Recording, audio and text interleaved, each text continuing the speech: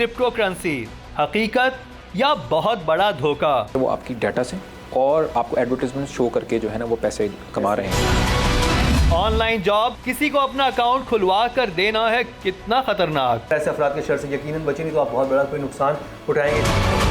बैरून मुल्क से लड़कियों का लड़कों को तोहफे भेजना एक अनोखा फ्रॉड। मैंने कहा उसने तुमसे पाँव का साइज़ पूछा है? कहते नहीं। तो मैंने कहा उसको कैसे पता चला कि तुम्हारे पाँव का साइज़ क्या है?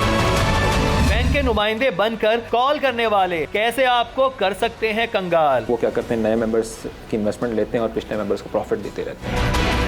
बिस्मिल्लाहिर्रहमानिर्रहीम, अस्सलाम वालेकुम। मैं हूं मुकर्रम कलीम और आप देख रहे हैं प्रोग्राम इनकशाफ। और इनकशाफ है आज का बहुत ही ख़ास, हमेशा की तरह कुछ ब्लैकमेलिंग के हवाले से बात करेंगे। किस तरह सोशल मीडिया पे एक और नई चीज़ भी आई है ब्लैकमेलिंग की, वो किस तरह से लोगों से पैसे हथिया रहे हैं, किस तरह से ब्लैकमेल कर रहे हैं, उस पर भी डिस्कस करेंगे। और फिर जो सबसे अहम बात, फाइनेंशियल जो फ्रॉड्स हो रहे हैं इस वक्त सोशल मीडिया पे, स्पेशली जो डिजिटल करेंसी आई है, बिटकॉइंस आई है या पाई आई है या बाकी लोग हैं, जिसमें लोग इन दिनों इन्वेस्ट कर रहे हैं क्योंकि उनके जहन में था कि बिटकॉइन जिनकी कीमत एकदम इतनी ज़्यादा बढ़ी है, तो लोगों ने कहा कि वो बैठे बैठे अमीर हो जाएंगे। तो वो कितने ज़्यादा सिक्योर हैं, किस तरह से आप उनमें इन्वेस्ट कर सकते हैं, उस पर भी बात करेंगे।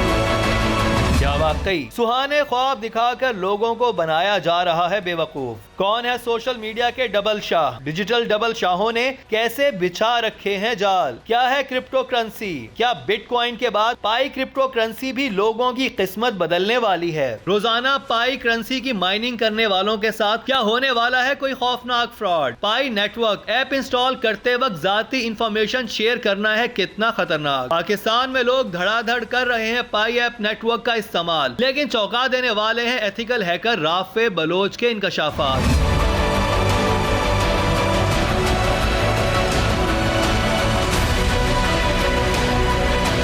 टेक्नोलॉजी के इस दौर में कैसे पढ़े लिखे अफराद भी नौसरबाजों का बनते हैं शिकार? सोशल मीडिया पर दोस्त बनने वाली लड़कियां बैरून मुल्क से तहाइफ भेजकर कैसे लड़कों को धोखा दे सकती हैं? अब जाली पीर सोशल मीडिया पर भी खेल रहे हैं खवातीन के दिमागों के साथ। ऑनलाइन क्लासेस के नाम पर बच्चों को स्मार्टफोन देने से हो सकते हैं क्या मसाइल? बच्चे मोबाइल पर क्या देखते हैं, वालिदैन कैसे नजर रख सकते हैं? बैरून मुल्क मुलाजमत की ऑफर ईमेल पर आए तो मेडिकल का बहाना करके नौसरबाज कैसे ऑनलाइन कर रहे हैं फ्रॉड? अपने नाम पर किसी को अकाउंट खुलवा कर देना है कितना खतरनाक? दौरे जदीद के लुटेरों से कैसे बचना है? देखिए राफे बलोच के साथ स्मार्ट सीरीज का एक और तहलका खेज प्रोग्राम।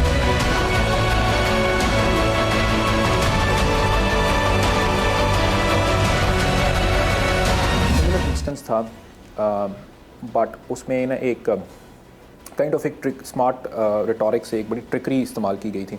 मेरा एक दोस्त था, उसको एक मैसेज आता है इंस्टाग्राम पे, एक लड़की दोस्ती करना चाहती है, वो उससे दोस्ती कर लेता है और वो कहती है मैं लॉयर हूँ और मैं यूएस में काम करती हूँ। और तो मुझे एक्चुअली कॉल आती है और मुझे दोस्त कहता है कि यार कस्टम्स में, कराची कस्टम्स में अगर कोई तुम्हारी जान पहचान हो तो मेरा कुछ गिफ्ट्स मेरे पास आने हैं और यूएस से जो है ना मेरी गर्लफ्रेंड ने भेजना है। तो मैंने कहा क्या भेज रही है? उसने कहा कि 2 आईफोन हैं, एक मैकबुक प्रो है, गोल्ड वॉच है, लेदर के शूज़ हैं। तो मैंने कहा मुझे वो उसने कोई डॉक्यूमेंट भेजा होगा, कुछ स्लिप भेजी होगी। तो उसने मुझे भेजी तो वो देखते साथ ही मुझे अंदाज़ा हो गया कि फ़ोटोशॉप पे एडिट किया गया है। जब हमने देखा, इसका एनालाइज़ किया तो कंफर्म हो गया कि इस पिक्चर को जो है ना फ़ोटोशॉप से या किसी इमेज प्रोसेसिंग के टूल से इसको प्रोसेस किया गया था, क्योंकि आप पिक्चर की फ़ौरन ज़िक्र करके आप ये अंदाज़ा लगा सकते हैं। उसके बाद क्या हुआ कि मैंने उसको बहरहाल मना किया। मैंने कहा कि ये जो है ना ये ठीक नहीं है और मुझे लगता है कि ये एक स्कैम है।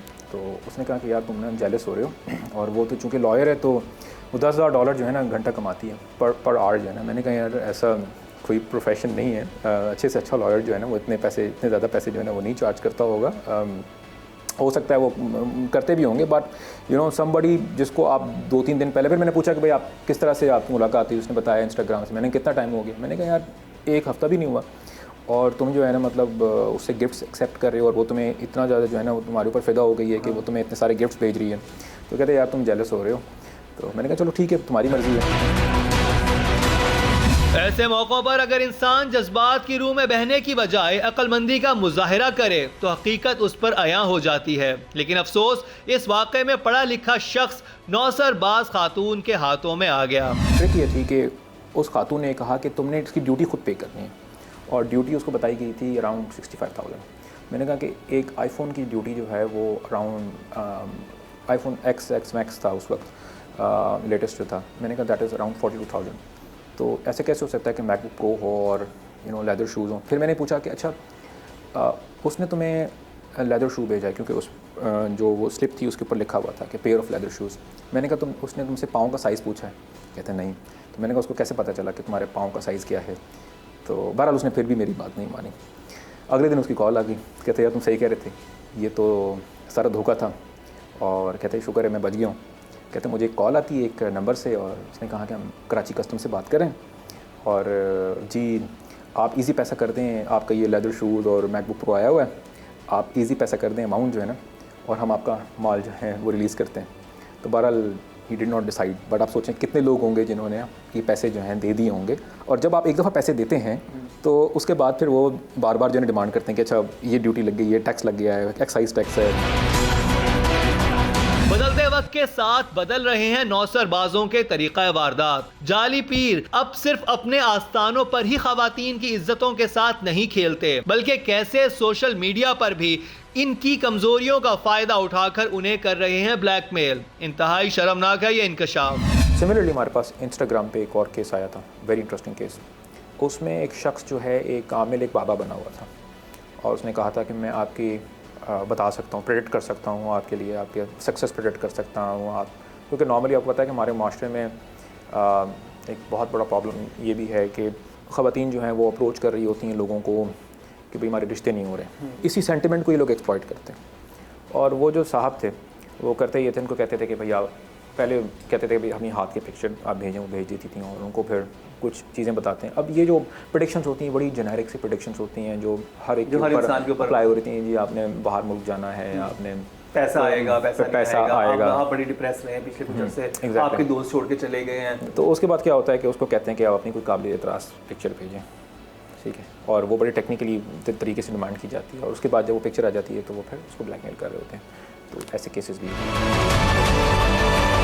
सोशल मीडिया पर हर तरफ खतरात की भरमार है, लेकिन अगर हम इन खतरात की दस्तक नहीं सुनेंगे तो फिर सूरत हाल इंतहाई खौफनाक हो सकती है। कोरोना के दौरान ऑनलाइन क्लासेस के नाम पर बच्चों को स्मार्टफोन देना कैसे मसाइल खड़े कर सकता है। वालिदैन लाजमी देखें ये अगला इंकशाफ। बच्चों के हवाले से एक स्पेसिफिक बात ये थी, कोविड के दौरान जो है वो सारी जो टीचिंग थी, एजुकेशन जो आपका पूरा का पूरा निज़ाम था वो ऑनलाइन गूगल मीट पर, जूम्स पर और ये डिफरेंट प्लेटफॉर्म जो है ना वो उसके लिए इस्तेमाल हो रहे थे।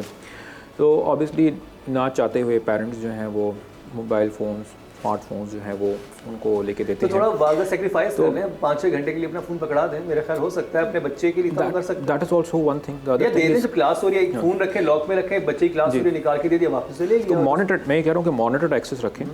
और ऑब्वियसली अगर आप एजुकेशन के पर्सपेक्टिव से आप कुछ करना चाहते हैं तो फिर आईपैड जो है, जो नॉन सिम बेस्ड डिवाइस होती है जिसमें सिम की ज़रूरत नहीं होती, ताकि ये ना हो कि वो सिम को इस्तेमाल करके अपना व्हाट्सएप अकाउंट एक्टिवेट करें। क्योंकि आप देखें ना, आपको इस वक्त फेसबुक अकाउंट, व्हाट्सएप अकाउंट, कोई भी सोशल मीडिया अकाउंट एक्टिवेट करने के लिए ज़रूरी होता है कि आपका फ़ोन नंबर हो। तो जब उसमें सिम ही नहीं होगी तो फिर obviously it would be a bit difficult. दूसरा ये है कि तमाम स्मार्टफोन्स के ऊपर पेरेंटल कंट्रोल के सॉफ्टवेयर्स मौजूद हैं।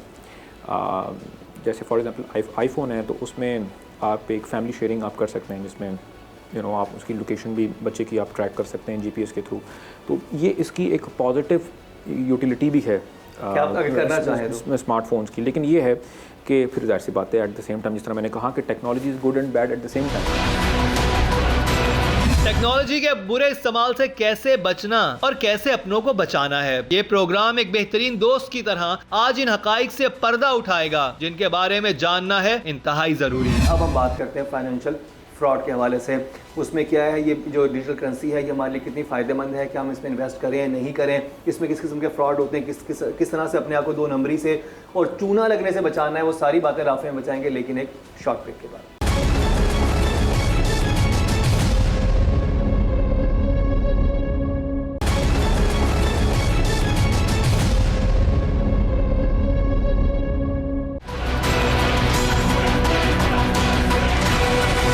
क्रिप्टो करेंसी हकीकत या बहुत बड़ा धोखा। वो आपकी डाटा से और आपको एडवर्टाइजमेंट शो करके जो है ना वो पैसे कमा रहे हैं। ऑनलाइन जॉब, किसी को अपना अकाउंट खुलवा कर देना है कितना खतरनाक। ऐसे अफराद के शर से यकीनन बचे, नहीं तो आप बहुत बड़ा कोई नुकसान उठाएंगे। बैरून मुल्क से लड़कियों का लड़कों को तोहफे भेजना एक अनोखा फ्रॉड। मैंने कहा उसने तुमसे पाँव का साइज़ पूछा है? कहते नहीं। तो मैंने कहा उसको कैसे पता चला कि तुम्हारे पाँव का साइज़ क्या है? बैंक के नुमाइंदे बनकर कॉल करने वाले कैसे आपको कर सकते हैं कंगाल। वो क्या करते हैं, नए मेंबर्स की इन्वेस्टमेंट लेते हैं और पिछले मेंबर्स को प्रॉफिट देते रहते हैं। वेलकम बैक, एक दफ़ा फिर आपको खुशामदीद कह रहे हैं प्रोग्राम इंकशाफ में। और अब चलते हैं फाइनेंशियल फ्रॉड्स की तरफ। वो कौन कौन से हो रहे हैं और किस तरह से आपकी जेबों पे डाका डाला जा रहा है, चाहे वो एहसास प्रोग्राम के ऊपर आपको फेक कॉल्स आ रही हो या फिर आपको इनाम निकल आया कहीं पर, उस हवाले से आपको चूना लगा हो तो, और या फिर डबल शाह जैसी स्कीम्स हैं वो हैं। और फिर डिजिटल करेंसी की बात करेंगे, कहाँ पे इन्वेस्ट करना है, कहाँ पे इन्वेस्ट नहीं करना है, कैसे पता चलेगा कौन सी डिजिटल करेंसी ठीक है, उसके थ्रू कैसे आपको फ़ायदा हो सकता है, उन सब पे बात करेंगे। लेकिन पहले चलते हैं डबल शाह की तरफ, या नहीं राफे की तरफ। राफे बताएंगे कि डबल शाह जो है वो क्या सारा सीन है और ये दोबारा से क्यों। ये तो बड़ी पुरानी मिथ थी कि लोग डबल शाह के हाथों बेवकूफ़ बने थे, अब ये सोशल मीडिया में भी एक डबल शाह निकल आए। ये कौन लोग हैं? स्कीम वही है, लेकिन उसकी फॉर्म जो है ना चेंज हो गई हैं और उसमें कहीं क्रिप्टो करेंसीज़ को इंट्रोड्यूस कर लिया जाता है, कहीं किसी चीज़ को इंट्रोड्यूस किया जाता है। अब जो डबल शाह की स्कीम थी वो क्या स्कीम थी? वो करता ये था कि आपसे पैसे लेगा और आपको कहेगा कि 15 दिन बाद मैं आपको पैसे डबल कर दूंगा, ठीक है। उसके बाद क्या होगा, आपको ये कहेगा कि अगर आप किसी और बंदे को इंट्रोड्यूस करते हैं तो उसका कोई 10% या 15% इन्वेस्टमेंट और जो उसका प्रॉफिट होगा वो भी मैं आपको दूंगा। अगर वो बंदा जो है वो कोई और बंदा इंट्रोड्यूस करता है, तीसरा बंदा ट्री के अंदर, तो उसका भी प्रॉफिट मैं दूंगा। तो इसे हम कहते हैं पिरामिड स्कीम।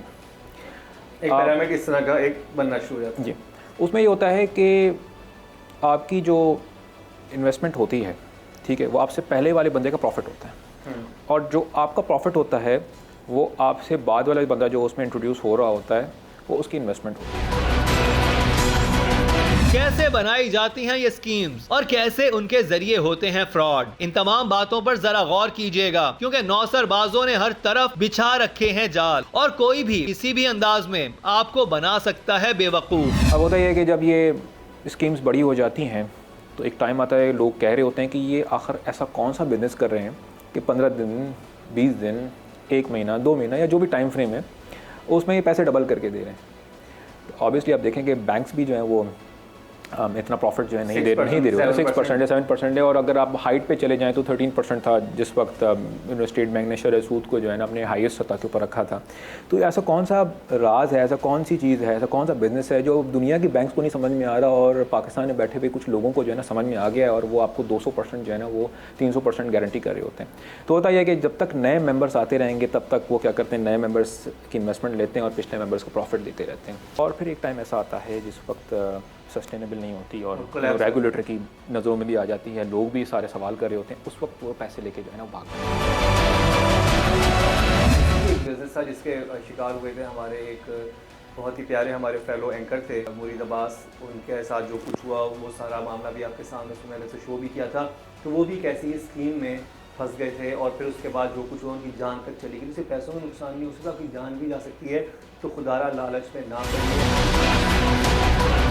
डबल शाहों की ये स्कीम्स अब डिजिटल रूप धार चुकी हैं। कैसे टेक्नोलॉजी की मदद से हो रहे हैं ऐसे फ्रॉड? क्या वाकई क्रिप्टो करेंसी पाई के नाम पर खेला जा रहा है एक ऐसा खेल जो आम आदमी की समझ से कोसों दूर है? ये करेंसी वाकई लोगों की जिंदगियां बदल देगी या फिर खाक में मिल जाएंगे उनके सारे ख्वाब? चौंका देने वाला है ये इंकशाफ। अब ये जो क्रिप्टो करेंसी है, अब मैं समझना चाहता कि आम आदमी ये समझ जाए कि ये बेसिकली होती क्या है, ये कहाँ से जनरेट हो रहे होते हैं, कि किस फॉर्म में होते हैं, कि कॉइन्स की सूरत में आपको मिल जाते हैं, क्या होता है सिलसिला? जैसे हार्ड कैश है, ठीक है, आपकी पेपर करेंसी है। हाँ, पेपर जैसे जो नोट होता है, जैसे 100 रुपये का नोट है या 1000 रुपये का नोट है, तो इस नोट की तो वैल्यू नहीं है सच।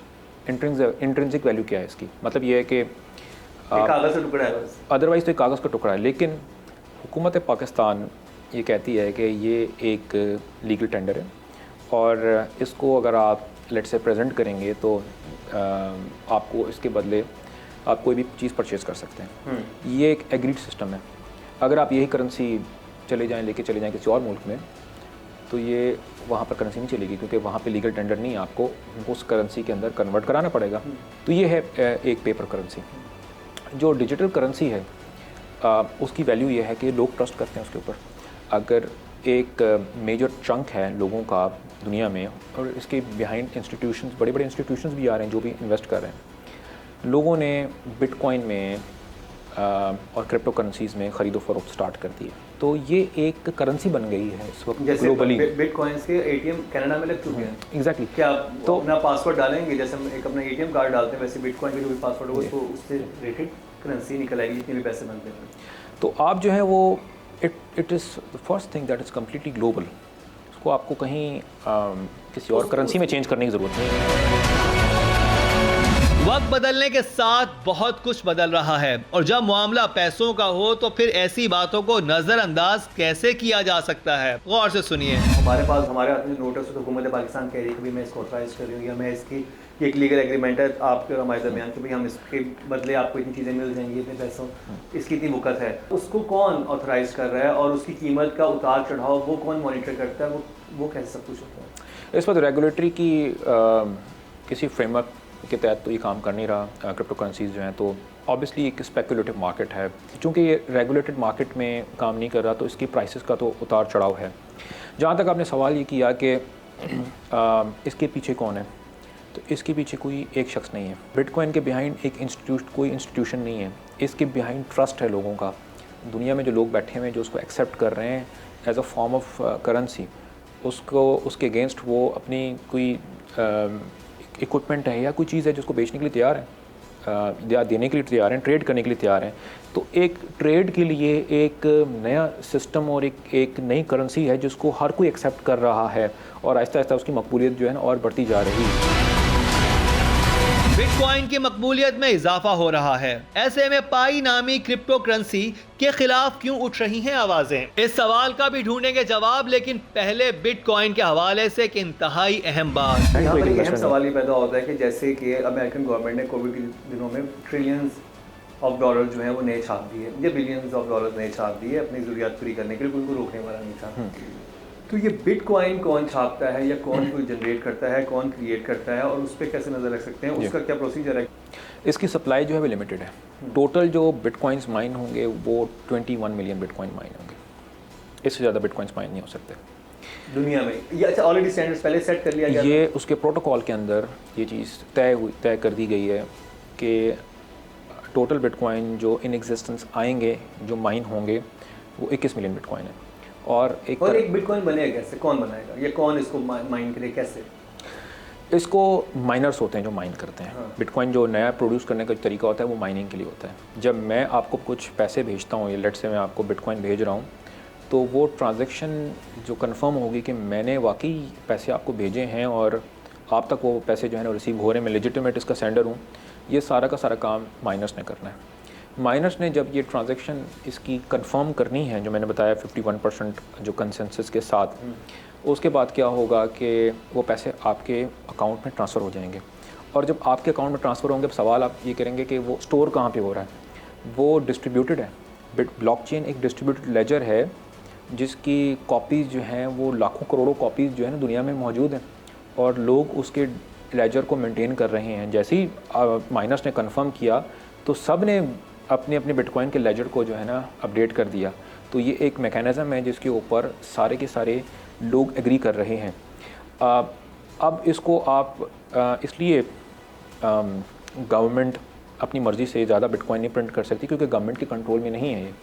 एल्गोरिथम ये कहता है कि हर 10 मिनट बाद एक ब्लॉक माइन होगा। उस ब्लॉक में बहुत सारे लोगों की ट्रांजैक्शंस होंगी, मेरे अलावा और भी लोग हैं जो पैसे भेज रहे होंगे। वो हर 10 मिनट में माइन होगा, और इस वक्त उसका रिवॉर्ड जो है जो माइनर को मिलेगा वो 6.25 बिटकॉइन है। जैसे जैसे वक्त गुजरता जाएगा ये रिवॉर्ड हर कुछ ब्लॉक्स के बाद, कुछ ट्रांजैक्शंस के बाद ये रिवॉर्ड कम होता जाएगा। तो एक करेंसी की जो स्कैसिटी होती है ना, कि देखें गोल्ड की वैल्यू क्यों है, क्योंकि अगर हर इंसान के पास गोल्ड आना स्टार्ट हो जाए, ठीक है, तो उसकी जो वैल्यू होगी वो बेसिकली उसकी कीमत जो है ना ऐसी होगी जैसे कोई आम पत्थर होता है या कोई और मेटल होता है जिसमें। बट द फैक्ट कि गोल्ड जो है वो रेयर है और हर कोई उसको प्रोड्यूस नहीं कर सकता और लिमिटेड सप्लाई है।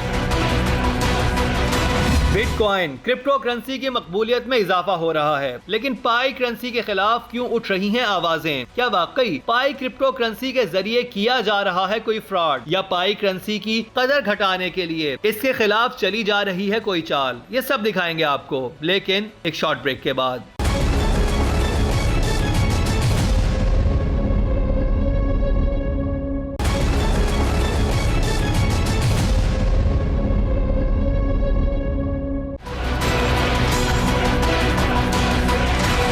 पाई क्रिप्टो करेंसी हकीकत या बहुत बड़ा धोखा? वो आपकी डाटा से और आपको एडवर्टाइजमेंट शो करके जो है ना वो पैसे कमा रहे हैं। ऑनलाइन जॉब किसी को अपना अकाउंट खुलवा कर देना है कितना खतरनाक। ऐसे अफराद के शर से यकीनन बचे, नहीं तो आप बहुत बड़ा कोई नुकसान उठाएंगे। बैरून मुल्क से लड़कियों का लड़कों को तोहफे भेजना एक अनोखा फ्रॉड। मैंने कहा उसने तुमसे पाँव का साइज़ पूछा है? कहते नहीं। तो मैंने कहा उसको कैसे पता चला कि तुम्हारे पाँव का साइज़ क्या है? बैंक के नुमाइंदे बनकर कॉल करने वाले कैसे आपको कर सकते हैं कंगाल? वो क्या करते हैं, नए मेंबर्स की इन्वेस्टमेंट लेते हैं और पिछले मेंबर्स को प्रॉफिट देते रहते हैं। क्रिप्टो करेंसी की बात करते हैं, इसमें पाई आ गया, फिर इसमें और बहुत सारी जो हैं करेंसीज आ गई हैं। तो अब ये कैसे डिफरेंशिएट करेंगे जिसको हम खरीदना चाह रहे हैं, जिस करेंसी को खरीदना चाह रहे हैं वो ठीक है या नहीं है? और ये पाई जो करेंसी आई है इसका क्या, ये इस पर बहुत लोग इन्वेस्ट कर रहे हैं। देखें, ये बताना कोई इसके everybody has to do their own research. Market के स्टैटिस्टिक्स हैं, फंडामेंटल्स हैं, सेंटिमेंट्स हैं, उन सब के ऊपर जो है ना ये प्राइस जो है ना वो डिपेंड कर रही होती है। जो मैं लोगों को मशवरा दे सकता हूँ वो ये कि पिरामिड और MLM स्कीम से दूर रहें। अगर कोई भी क्रिप्टो करेंसी का कोई प्रोजेक्ट है जो कि आपसे ये कहता है कि आपने और यूज़र्स रिक्रूट करने हैं, नए यूज़र्स रिक्रूट अपने करने हैं और उससे आपको बेनिफिट मिलेगा, तो उससे जो है ना थोड़ा सा मेरा ख्याल ये है कि इज्तनाब करना चाहिए। क्या पाई भी इसी तर्ज पर काम कर रही है? क्या पाई को माइनिंग करने वालों को भी कुछ कहा जाता है कि वो ज्यादा लोग रेफर करेंगे तो उनको उतने ही ज्यादा कॉइन मिलेंगे? पाई के हवाले से आपने बात की थी, उसमें उसके हवाले से आप क्या कहेंगे? पाई जो है उसमें आपको इन्वेस्टमेंट नहीं कर रहे हैं, उसमें ये कहते हैं कि एक एप्लीकेशन है, आप उसको इंस्टॉल करें, हम आपको फ्री में जो है ना करेंसी देंगे। प्रॉब्लम ये है इस मैकेनिज़्म के साथ कि एक तो इसमें भी काइंड ऑफ एक MLM की स्कीम जो है ना वो चल रही है। तो मतलब ये है कि आप जितने ज़्यादा लोगों को रेफ़र करेंगे अपने रेफरल कोड से, उतना ज़्यादा आपको कॉइन्स ज़्यादा मिलेंगे। अब इसमें बहुत सारे इश्यूज़ हैं जो मुझे नज़र आए हैं। एक ये है कि जो इसके फाउंडर्स हैं, जो इसके कोड डेवलपर्स हैं, वो एडवर्टाइजमेंट से पैसे कमा रहे हैं, और आप उस एडवर्टाइजमेंट को डिसेबल करें तो आप सिर्फ 2 हफ्तों के लिए डिसेबल कर सकते हैं। 2 हफ्ते बाद वो खुद ब खुद इनेबल हो जाएगी। वो कहते हैं कि हम अपनी सर्वर की कॉस्ट जो है ना वो इससे मीट कर रहे होते हैं। अब आप ये सोचें कि इस वक्त अगर मैं ये कहूँ कि आपके पास 100 मिलियन एक्टिव यूज़र्स हैं जो कि डेली बेसिस के ऊपर एप्लीकेशन ओपन कर रहे हैं, तो आप सोचें कि आप एड्स की मद में कितने पैसे कमा सकते हैं। एप्लीकेशन आपसे ये सिर्फ ये कहती है, तकाजा करती है कि आप हर रोज़ जाएं और एप्लीकेशन ओपन करें और आप बटन पे क्लिक करें ताकि माइनिंग स्टार्ट हो सके। पहली बात यह कि कोई माइनिंग हो नहीं रही है। ये काम इसलिए किया जा रहा है ताकि आपको एड्स दिखाए जाएं। फाउंडर्स का और डेवलपर्स का फ़ायदा हो रहा है क्योंकि वो आपकी डाटा से और आपको एडवर्टाइजमेंट शो करके जो है ना वो पैसे कमा रहे हैं। लेकिन ऐप इंस्टॉल करके रोज माइनिंग करने वालों को क्या फायदा होगा? अगर बिटकॉइन क्रिप्टो करेंसी से लोग पैसा कमा सकते हैं तो पाई क्रिप्टो करेंसी से क्यों नहीं? ये कहते हैं कि 100 मिलियन यूज़र्स जब हो जाएंगे ना, उसके बाद हम मेन नेट में जाएंगे। मतलब ये है कि हम प्रोजेक्ट को जो है ना वो लॉन्च करेंगे, और 100 मिलियन ने 1000 पाई कॉइन माइन कर लिए, तो उस हिसाब से जो टोटल पाई कॉइन्स होंगे वो 100 बिलियन पाई कॉइन्स होंगे। इस वक्त जो मार्केट कैप है आज की तारीख में टोटल क्रिप्टो का, वो 1.6-1.7 ट्रिलियन डॉलर्स है, जिसमें $1 ट्रिलियन 1 ट्रिलियन से 1.1 ट्रिलियन डॉलर जो है वो बिटकॉइन का मार्केट कैप है। अगर पाई कॉइन $10 का होता है तो उसका मतलब ये है कि it has to come at par with the market cap of Bitcoin. तो रियलिस्टिकली इसकी वैल्यू इतनी होना मेरे नज़दीक पॉसिबल नहीं है। आप इस चीज़ को सोचें कि जब इतने सारे पाई कॉइन्स जब ये प्रोजेक्ट लॉन्च होगा और किसी एक्सचेंज के ऊपर इसको लिस्ट किया जाएगा इस करेंसी को, तो जिसने पाई कॉइन जमा किए हुए हैं, किसी ने 50,000 जमा किए हुए हैं, किसी ने 1 लाख किए हुए हैं, वो सारे के सारे आके सेल करेंगे। जब वो सारे के सारे सेल करेंगे तो ख़रीदार कोई नहीं होगा, तो उसकी वैल्यू जो है ना उस तरीके से नहीं बन पाएगी जब तक कि ये फाउंडर जो हैं इस करेंसी में कोई ऐसी यूज़र्स को वैल्यू नहीं दे रहे।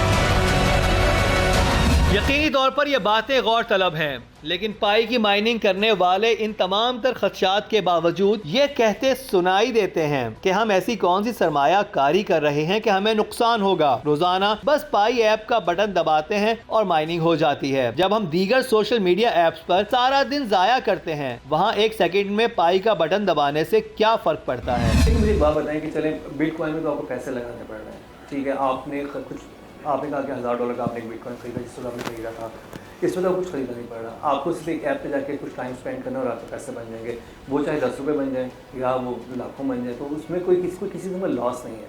ये तो नैरेटिव है कि आपने कुछ करना ही नहीं, आपने तो दिन में जो है ना कुछ मिनट जो है ना इसके ऊपर स्पेंड करने हैं। ये डबल शाह और इस तरह की जो स्कीम्स हैं उनकी मकबूलियत इन मुल्कों में ज़्यादा इसलिए है कि यहाँ पर लोग जो हैं वो अपने पैसा डबल करने के ख्वाब जो है ना वो ज़्यादा देखते हैं, और कोई ख्वाब देखने में जो है ना कोई हर्ज कोई नहीं है, लेकिन उसके लिए कोशिश करते हैं शॉर्टकट्स ढूंढने की।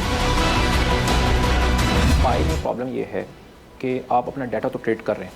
अब आप ये देखें कि आप ऐप स्टोर पे जाएं, ऐप स्टोर पे लिखें पाई कॉइन और नीचे प्राइवेसी लेबल्स में जाएं, ठीक है, और मैं आपसे ये दरख्वास्त करूँगा कि आप लोगों को दिखाएँ कि आपसे वो कौन कौन सा डाटा जो है कलेक्ट कर रहे हैं और आपकी आइडेंटिटी के साथ लिंक कर रहे हैं या नहीं कर रहे हैं। अब लोग कहेंगे कि यार डाटा तो फेसबुक भी लेके जा रहा है और ट्विटर भी लेके जा रहा है, तो अगर पाई भी डाटा लेके चला जाए तो क्या इशू है। फेसबुक, ट्विटर और ये जो बड़ी सोशल नेटवर्किंग वेबसाइट्स हैं ये पब्लिक स्क्रूटनी में GDPR है, जनरल डाटा प्रोटेक्शन रेगुलेशन, उन्होंने बड़ा ज़बरदस्त तरीके से जो है ना फेसबुक को जो है ना कंटेन किया हुआ है डाटा प्रोटेक्शन के इशूज़ के ऊपर।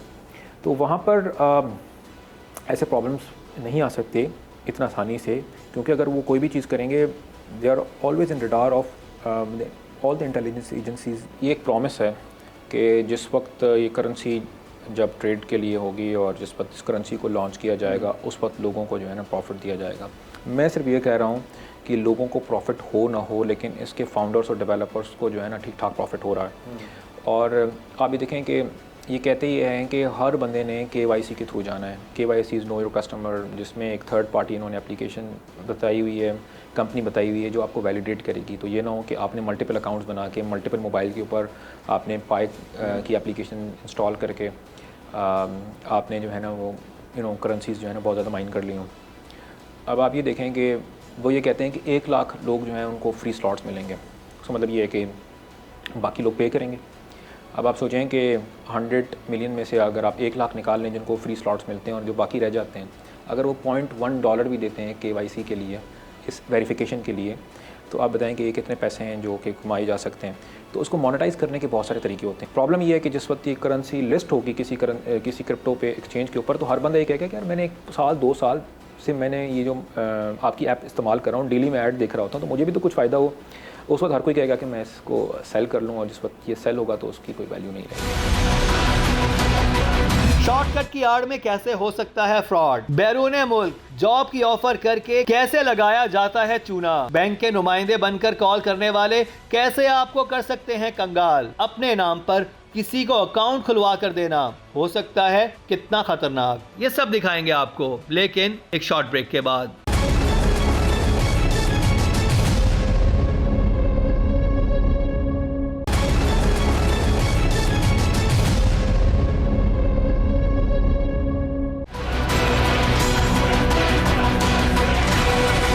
क्रिप्टो करेंसी हकीकत या बहुत बड़ा धोखा? वो आपकी डाटा से और आपको एडवर्टाइजमेंट शो करके जो है ना वो पैसे कमा रहे हैं। ऑनलाइन जॉब किसी को अपना अकाउंट खुलवा कर देना है कितना खतरनाक। ऐसे अफराद के शर से यकीनन बचे, नहीं तो आप बहुत बड़ा कोई नुकसान उठाएंगे।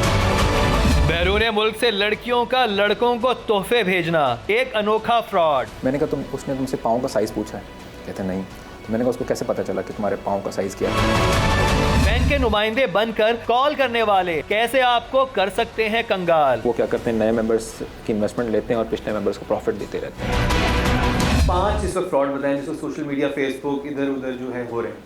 हम टॉप 5 कर लेते हैं ताकि लोगों के लिए आसानी हो, लेकिन इनसे तो लाजमी बचना है। और ये फाइनेंशियल फ्रॉड की बात कर रहा हूँ। आपकी आइडेंटिटी को कॉम्प्रोमाइज़ करके, आपके फेसबुक अकाउंट को हैक करके, आपके व्हाट्सएप अकाउंट्स को हैक करके आपके ही जो क्लोज सर्कल होता है उससे पैसे मांगे जाते हैं कि जी मैं एक कंट्री में ट्रैप हो गया हूँ और मेरे पास फ़ोन का एक्सेस नहीं है, फेसबुक का एक्सेस है, आप मुझे फ़ौरी तौर पे जो है ना वेस्टर्न यूनियन के थ्रू या किसी और पेमेंट मेथड के थ्रू पैसे दें। तो नंबर सेकंड जो है ना मैं इसको रेट करूँगा।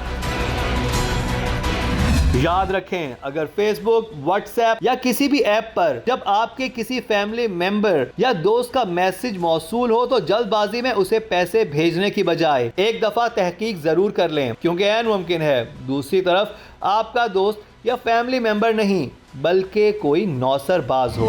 आपको कॉल्स आती हैं, कोई बैंक का नुमाइंदा बनता है, कोई एहसास प्रोग्राम का या किसी इदारे का नुमाइंदा बन के आपसे बात करता है और आपको कहता है कि हम आपको वेरिफिकेशन कर रहे हैं आपकी, और या आपको कोई फॉर एग्जांपल इनाम मिल गया है तो आप जो है ना उसको क्लेम करने के लिए जो है ना हमें कुछ डाटा दें। तो नॉर्मली होता है कि वो आपसे जो है ना या तो व्हाट्सएप का वेरिफिकेशन कोड ले रहे होते हैं या फेसबुक का जो वेरिफिकेशन कोड ले रहे होते हैं और उसको व्हाट्सएप को आपको टेक ओवर कर रहे होते हैं और फिर जिस तरह मैंने कहा कि लोगों से पैसे मांग रहे होते हैं, या ये क्या करते हैं आपके इंटरनेट बैंकिंग को आपसे डाटा लेके इंटरनेट बैंकिंग को एक्टिवेट करके बेनिफिशरीज़ को ऐड करके पैसे जो हैं वो ट्रांसफ़र कर रहे होते हैं।